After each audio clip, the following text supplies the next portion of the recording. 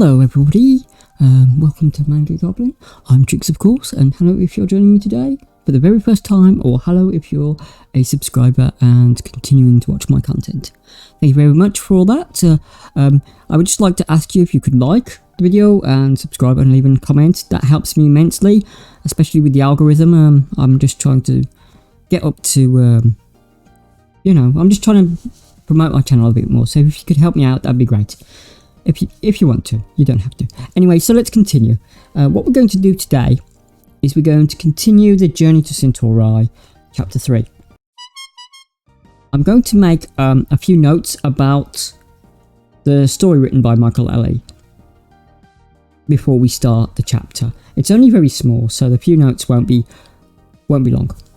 I want to just talk about Captain Garland for a second. Captain Garland is a character which doesn't get enough content about him, basically.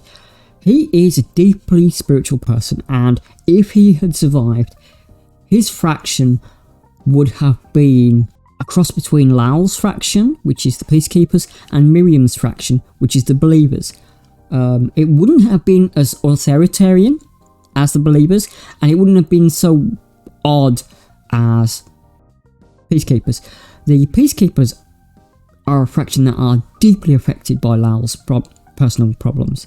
All the factions are deeply affected by the leader's personal problems, but I would say Lal's faction appears on the surface to be something it isn't.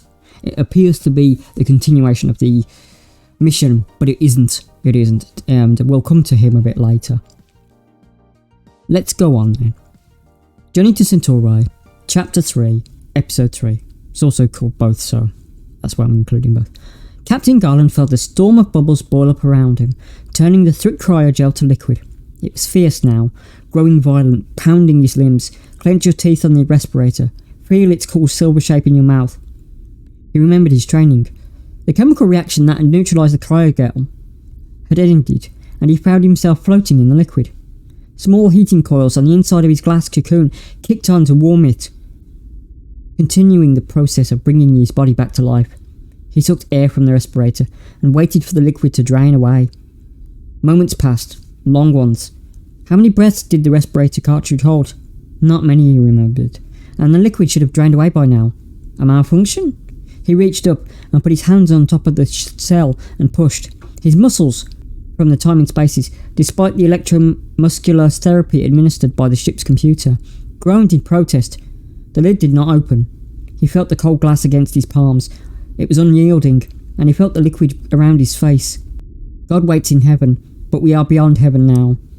The thought rose unbidden to his mind. He pushed again, angry, but the seal did not break. He drew another breath and choked. He felt a pressure in his throat. No more air. He turned in his tomb, pressed again. A panic rose inside him, primeval. As he felt his chest compress, his diaphragm forcing the last of oxygen from the respirator into his system. Not like this, he thought. His hands lashed out, pounding on the cell, seeking an escape. He could feel his knuckles striking the glass, and felt desperate animal energy howling inside of him. But his prison would not give.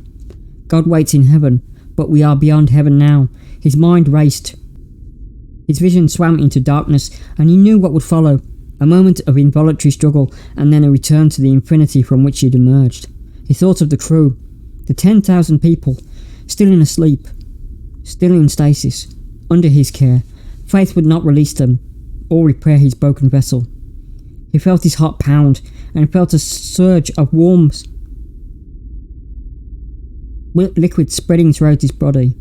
One of his hands had struck soft rubber, the seal between the cryogel and the lid, and he dug his fingers in hard.